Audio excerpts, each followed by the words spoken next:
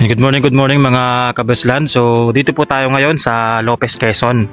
Yan. So ito bagong property na naman po tayo. Ano po? So ito po mga kabeslan ay flatland po siya, no. So 1 hectare lang po ito mga kabeslan, mga 1.2 hectares. Pinaka-exact po niya na sukat. Ano po? Yan. So bali dito po mag-i-start yung property, ano po, sa part na to, sa mga saging. Yan. So ito po linya na ito, ano, pag ganun po siya. So yun po mga kabisland, sa may dulo na po doon, bali nandun po yung kalsada po niya, ano po.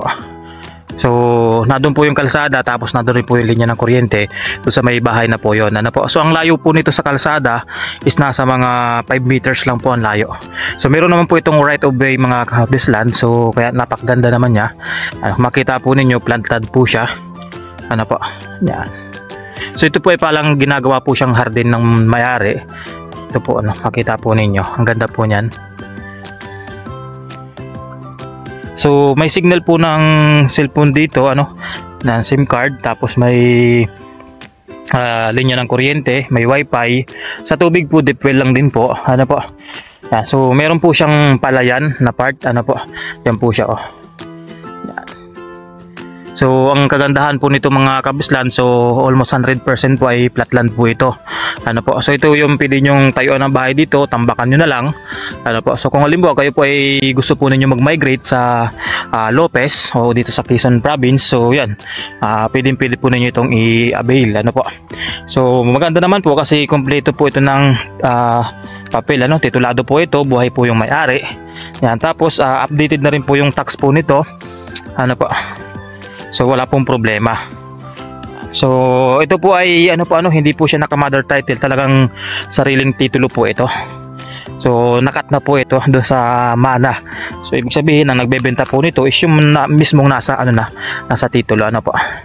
Yan. Ang ganda po nito mga kabeslad. Yan. So bali ang hati po niya is, pakita po ninyo, ito yan po yung hati niya yan. Tapos yung doon po yan na yon, nandun po yung kalsada niya, ano po. Yun, may linya ng kuryente po doon.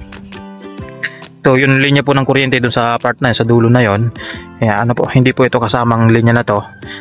So nandun po yung kuryente, tapos yung linya po ng yung kalsada. So marami pong bahayan po doon sa part na yon, ano po. Tapos bago dito po, ano, meron po itong bakod, itong po na to, itong bahay na to, meron po diyan bakod diyan. So yung hindi hanggang doon na lang po yung ano niyan proper. Dito po yung pinaka ano niyan, no. Ang boundary po niya na itong yung danawan na to, ano, tubigan. Yan po yung ano niyan, boundary na property. Tapos doon po siya, yung kanto na po yon, ano po, hanggang pagando na po siya. So ang ganda po nito mga kabisland, ano, kung halimbawa kayo po ay naghahanap ng mga farmlot na maliit lang po, ano, yan. So ito, maganda po ito sa inyo.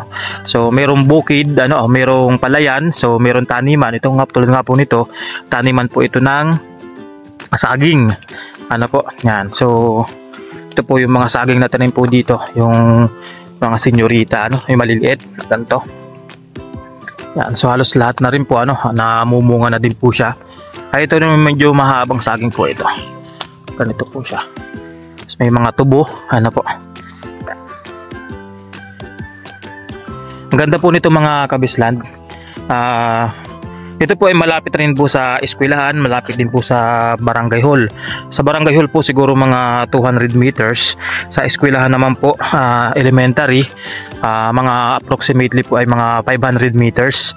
Ano po, ang layo niya. So hindi man po siya ganun kaliblib kasi marami nga din po nakatira dito. Yan. Ito po yung garden din po nila, talungan, ano po, tapos may mga ganyan, oh. So yan. So reason bakit po binebenta ng may-ari is magpapasko kasi, so kailangan nila ng pera at the same time for medication kasi, ano po, anong ama nila, ano, yan, binebenta po ito. Yan. So kung kayo po ay ito, madami din po itong katabi na yung mga nabenta ko nung lately, ano po. So katabi po ito nung property na yon, ano po.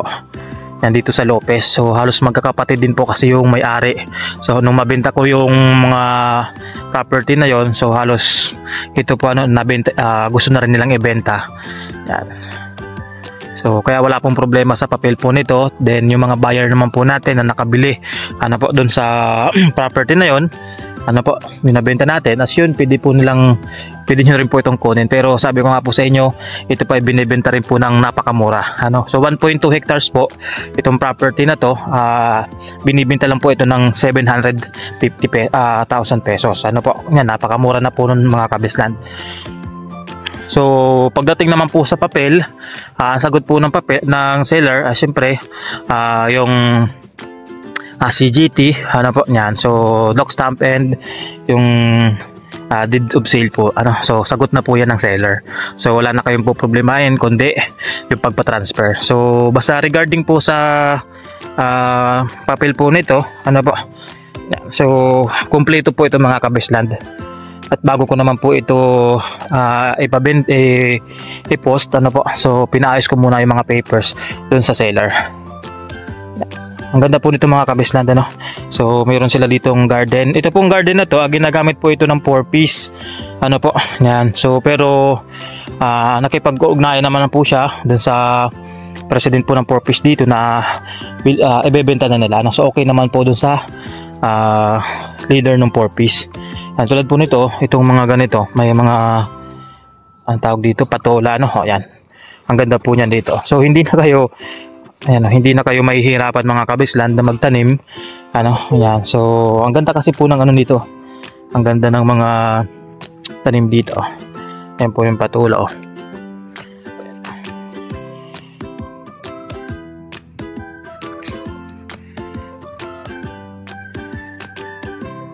So ang layo po pala nito mga kabislan sa Manila, kung kayo doon po kayo manggagaling, magdadrive lang po kayo ng mga 6 hours.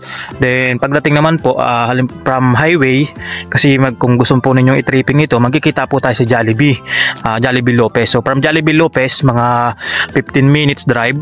Then yun, ito po kasi medyo inner lot siya.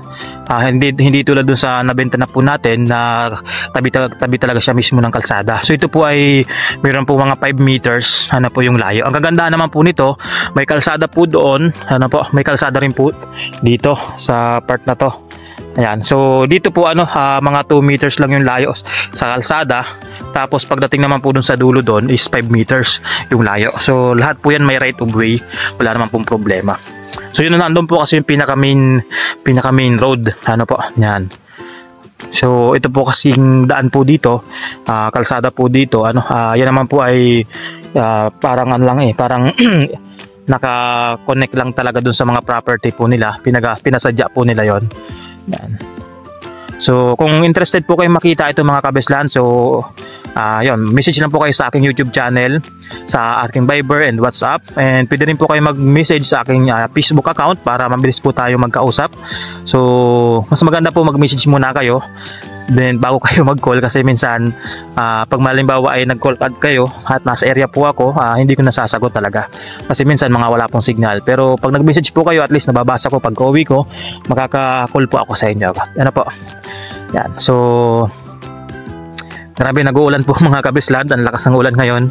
Yan, kung mapansin po ninyo. So hanggang dito na tayo mga kabisland. So kung meron naman po akong hindi nabanggit na informations, po, yan. So yan, feel free to ask lang po kung sa tingin po ninyo ay meron pa kayong gustong malaman about this property. Yan, feel free to ask lang po, message lang po kayo sa akin. So sasagutin ko naman po yan hanggat makakaya ko. Po. So yun lang po mga kabisland, hanggang dito na lang po tayo. Happy New Year and Merry Christmas sa lahat. Po, ingat po palagi.